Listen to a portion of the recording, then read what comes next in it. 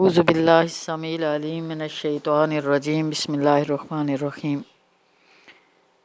فرعون نے جادوگروں کے ہاتھ پاؤں کاٹ دینے اور سولی پر لٹکانے کی دھمکی دی۔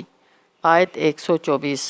مسلمان ہو جانے والے جادوگروں نے ایمان پر بے مثال ثابت قدمی کا مظاہرہ کیا اور اللہ تعالیٰ سے مدد کی درخواست کی۔ آیت 126۔ فرعون کے درباری سرداروں کی شر انگیزیاں اپنا رنگ دکھانے لگیں۔ کیا آپ موسیٰ علیہ السلام اور ان کی قوم کو یوں ہی زمین پر فساد کے لیے چھوڑ دیں گے جبکہ وہ آپ کے خداؤں کا قائل نہیں ہے؟ وقال الملأ من قوم فرعون اتذر موسیٰ وقومہ لیفسدوا فی الارض ویذرک وآلہتک۔ فرعون نے دھمکی دی کہ ہم ان کے لڑکوں کو قتل کریں گے اور ہم ان پر غالب ہیں۔ آیت 127۔ حضرت موسیٰ علیہ السلام نے اپنی قوم بنی اسرائیل کو تعلق باللہ اور صبر کا حکم دیا اور خوشخبری سنائی کہ اللہ تعالیٰ تمہارے دشمن کو ہلاک کر کے تمہیں زمین میں جانشین بنائے گا۔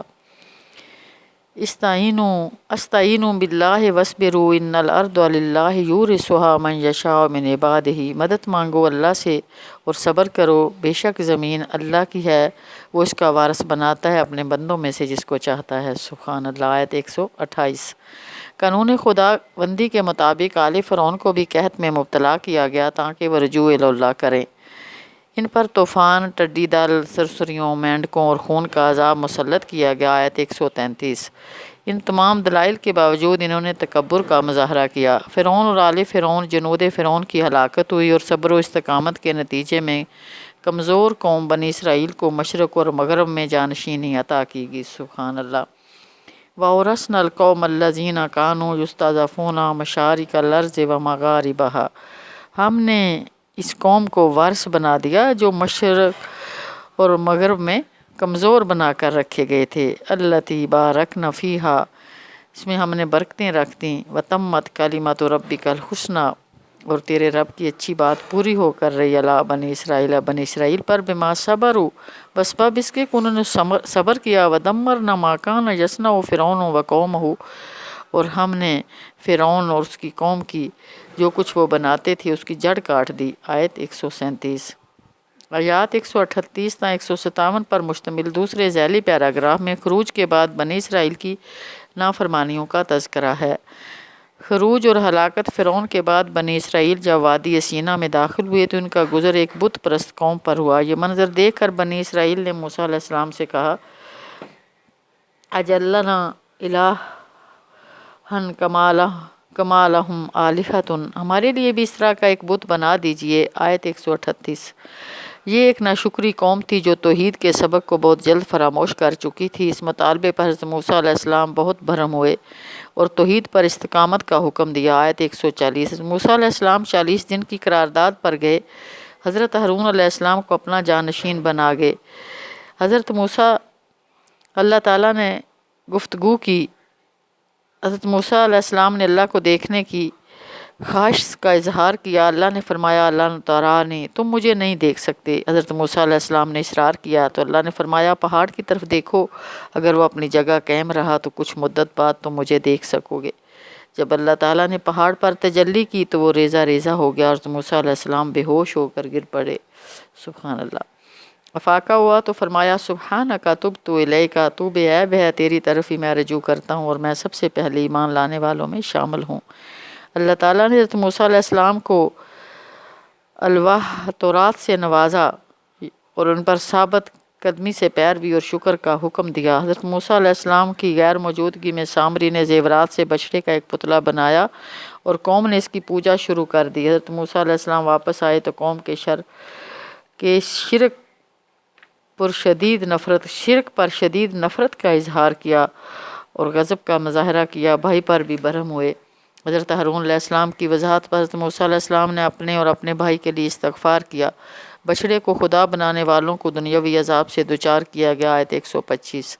حضرت موسیٰ علیہ السلام نے 70 آدمیوں کا انتخاب کیا اور میقات پر پہنچے، وہاں ایک سخت زلزلے سے آزمائش کی گئی۔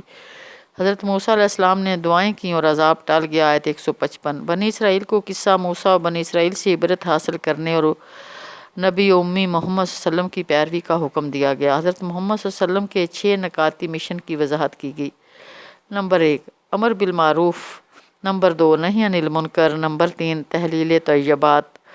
نمبر 4 تحریم خبائث، نمبر 5 عقائد و عوام کے بوجھ کے علاوہ، نمبر 6 سماجی اور معاشی ظلم اور استحصال کے پھندوں سے انسان کو نجات دلانا۔ سبحان اللہ۔ محمد صلی اللہ علیہ وسلم پر ایمان لانے والوں اور مدد کرنے والوں اور ان پر نازل کردہ نور قرآن کی پیروی کرنے والوں کے لیے کامیابی کی بشارتیں دی گئیں۔ آیت 157۔ آیت 158 میں بنی اسرائیل کو بھی بنی اسماعیل کی امی نبی اور رسول محمد صلی اللہ علیہ وسلم پر ایمان لانے کی دعوت دی گئی ہے۔ اللہ کی طرف سے محمد صلی اللہ علیہ وسلم کو واشگاف اعلان کرنے کی ہدایت کی گئی کہ میں زمین اور آسمان کے بادشاہ کی طرف سے سارے انسانوں کے لیے ایک رسول ہوں۔ آیت 158۔ آیت 158 تا 171 پر مشتمل چوتھے ذیلی پیراگراف میں بنی اسرائیل کی نافرمانیوں کا ذکر ہے۔ اللہ تعالیٰ نے بنی اسرائیل کی 12 خاندانوں میں تقسیم کر دی۔ ہر خاندان کے لیے ایک الگ چشمہ جاری کر دیا۔ من سلوہ کا نزول ہوا۔ بنی اسرائیل کو خطۃ کہنے کا حکم دیا گیا، لیکن بنی اسرائیل نے تحریف کی۔ اصحاب سبت کا واقعہ بیان کیا گیا، کس طرح بنی اسرائیل کا امتحان لیا گیا۔ سبت کے دن مچھلیاں زیادہ آتی تھیں۔ بنی اسرائیل ہیلوں اور بہانوں سے کام لے کر حرام چیزوں کو اپنے لیے حلال کر لیا کرتے تھے۔ ان کی نافرمانیوں کے سبب انہیں بندر بنایا گیا۔ فَلَمَّا عَتَوْا عَمَّا نُهُوا عَنْهُ قُلْنَا لَهُمْ كُونُوا قِرَدَةً خَاسِئِينَ۔ استغفر اللہ۔ آیت 166۔ بدقسمتی سے بنی اسرائیل میں نااہل جانشین پیدا ہوئے، دنیا میں گرفتار ہوئے اور جھوٹی توقعات انہیں لے ڈوبیں کہ ہماری مغفرت ہو جائے گی کیونکہ ہم حضرت یعقوب علیہ السلام کی نسل سے ہیں۔ فَخَلَفَ مِن بَعْدِهِمْ خَلْفٌ وَوَرِثُوا الْكِتَابَ یاخذون عرض هذا الادنى ويقولون سيغفر لنا۔ اللہ تعالیٰ نے اس غلط فہمی کا ازالہ کیا کہ نسل کی بنیاد پر مغفرت نہیں ہوگی، بلکہ جو لوگ اللہ کی کتاب اور نماز کو مضبوطی سے تھامے رکھیں گے ایسے صالح افراد کے اعمال کا اجر دیا جائے گا۔ والذین یمسکون بالکتاب واقاموا الصلاۃ انا لا نضیع اجر المصلحین۔ آیات 172 تا 206 8ویں اور آخری پیراگراف میں اختتامیہ ہے۔ آیات 172 اور 198 پر مشتمل آیات میں عہد الست کا تذکرہ ہے۔ اللہ تعالیٰ نے تمام انسانوں کی روحوں کو پیدا کر کے ان سے پوچھا، الست بربکم، کیا میں تمہارا رب نہیں ہوں؟ انہوں نے جواب دیا، بلا، ہاں کیوں نہیں۔ یہ عہد روز قیامت کے لیے تمام حجت ہے۔ توحید کی دلیل فراہم کی گئی ہے کہ شرک کا ابطال کیا گیا۔ توحید انسانی فطرت میں داخل ہے اور اس کے عین مطابق ہے۔ ایک دنیا دار مادہ پرست آدمی کا قصہ خوبصورت تمثیل سے بیان کیا گیا۔ آیت 173 تا 175۔ اس شخص کو اللہ تعالیٰ نے اپنی آیات اور اپنے احکام سے نوازا تھا، لیکن اس نے شیطان کی پیروی کی۔ یہ آیات الہی کی پیروی کر کے رفعت اور بلندی حاصل کر سکتا تھا، لیکن زمین سے چمٹ بیٹھا۔ وَلَٰكِنَّ وَأَخْلَدَ إِلَى الْأَرْضِ، خواہشات نفس کی پیروی کرنے لگا۔ وَاتَّبَعَ هَوَاهُ، اور کتے کی سی زندگی گزارنے لگا۔ استغفر اللہ۔ فَمَثَلُهُ كَمَثَلِ الْكَلْبِ، جو ہڈیوں اور کتیا کی تلاش میں ہر وقت زبان لٹکائے رہتا ہے، راڑ ٹپکتی رہتی ہے۔ استغفر اللہ۔ آیت 176۔ دنیا دار مادہ پرستوں کو مقصد حیات پر غور کرنے کی دعوت دی گئی۔ بہت سے بے مقصد انسان اور جن مویشیوں کی طرح ہیں۔ استغفر اللہ۔ بہت سے بے مقصد انسان اور جن مویشیوں کی طرح ہیں، بلکہ ان سے بھی بدتر یہ جہنم کی کھیتی ہیں۔ آیت 189۔ استغفر اللہ۔ اللہ تعالیٰ کو اس کی حسین جمیل صفات پر مشتمل ناموں سے پکارنے اور خود ساختہ ناموں سے اجتناب کا حکم دیا گیا۔ محمد صلی اللہ علیہ وسلم اور قرآن مجید کو جھٹلانے والوں کے لیے تباہی کی وعید سنائی گئی۔ آیت 183۔ محمد صلی اللہ علیہ وسلم پر کسی دیوانگی جنون کا اثر نہیں ہے، وہ تو نذیر مبین ہیں۔ آیت 184۔ قیامت کے دن کا علم صرف اللہ کو ہے، قریش مکہ کو نہیں بتایا جا سکتا۔ آیت 187۔ توحید اختیار کی وضاحت کی گئی۔ نفع اور نقصان کا اختیار صرف اللہ کے پاس ہے اور نبی صلی اللہ علیہ وسلم کے پاس بھی نہیں۔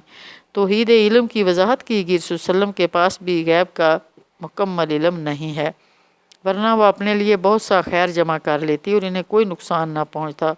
وَلَوْ كُنْتُ أَعْلَمُ الْغَيْبَ لَاسْتَكْثَرْتُ مِنَ الْخَيْرِ وَمَا مَسَّنِيَ السُّوءُ۔ آیت 188۔ اختتامی آیات توحید کے انفسی دلائل فراہم کیے گئے۔ تمام لوگ آدم سے پیدا کیے گئے ہیں، ہر ایک کا جوڑا بنایا گیا ہے تاکہ وہ سکون حاصل کر سکیں۔ آیت 199۔ توحید پر قائم رہنے اور شرک سے بچنے کا حکم دیا گیا اور غیر اللہ کی بے بسی اور لاچاری کی تصویر کھینچی گئی۔ اللہ کے علاوہ لوگوں نے لوگ جنہیں پکارتے ہیں وہ بھی اللہ کے عباد بندے ہیں، خالق نہیں ہیں، کوئی چیز پیدا نہیں کر سکتے بلکہ خود پیدا کیے گئے ہیں۔ ایشرکون ما لا یخلق شیئا وہم یخلقون، کیا یہ ان کو شریک ٹھہراتے ہیں جو کوئی چیز پیدا نہیں کرتے، وہم یخلقون، اور خود پیدا کیے گئے ہیں۔ غیر اللہ نہ تو ان کی مدد کر سکتے ہیں اور نہ خود اپنی مدد کر سکتے ہیں۔ ولا یستطیعون لهم نصر ولا انفسهم ینصرون، نہ وہ اپنی مدد کی طاقت رکھتے ہیں اور نہ دوسروں کی ان کی مدد کر سکتے ہیں اور نہ اپنی مدد کی طاقت رکھتے ہیں۔ آیات 199 تو تا 206 پر مشتمل آخری 8 آیات میں رسول صلی اللہ علیہ وسلم اور مسلمانوں کو ہدایات دی گئیں۔ دعوت و تبلیغ کا کام جاری رکھنے، انکار کرنے والوں کے ساتھ نرمی اختیار کرتے ہوئے امر بالمعروف کا فریضہ سر انجام دینے کا حکم دیا گیا۔ قرآن کی تلاوت کو خاموشی اور پوری توجہ سے سننے کا حکم دیا گیا۔ صبح و شام غفلت کی زندگی سے اجتناب کرتے ہوئے دل اور زبان سے بھی اور ہلکی آواز میں بھی ذکر کرنے کی ہدایت کی گئی۔ سبحان اللہ۔ نمبر 1 خذ العفو، نبی صلی اللہ علیہ وسلم نرمی درگزر کا طریقہ اختیار کیجیے۔ نمبر 2 وامر بالعرف، معروف کی تلقین کی جاؤ۔ نمبر 3 واعرض عن الجاہلین، جاہلوں سے منہ پھیر لیجیے۔ نمبر 4 وَإِمَّا يَنزَغَنَّكَ مِنَ الشَّيْطَانِ نَزْغٌ فَاسْتَعِذْ بِاللَّهِ، شیطان کی اکساہٹوں پر اللہ کی پناہ حاصل کیجیے۔ نمبر 5 وَإِذَا قُرِئَ الْقُرْآنُ فَاسْتَمِعُوا لَهُ، جب قرآن پڑھا جائے تو توجہ سے سنا کیجیے۔ نمبر 6 وَأَنصِتُوا، آیت 204، خاموشی اختیار کیجیے۔ نمبر 7 وَاذْكُر رَبَّكَ فِي نَفْسِكَ تَضَرُّعًا وَخِیفَةً وَدُونَ الْجَهْرِ مِنَ الْقَوْلِ بِالْغُدُوِّ وَالْآصَالِ، کا دل میں خوف اور گریہ کے ساتھ صبح و شام اللہ کو یاد کیجیے۔ سبحان اللہ۔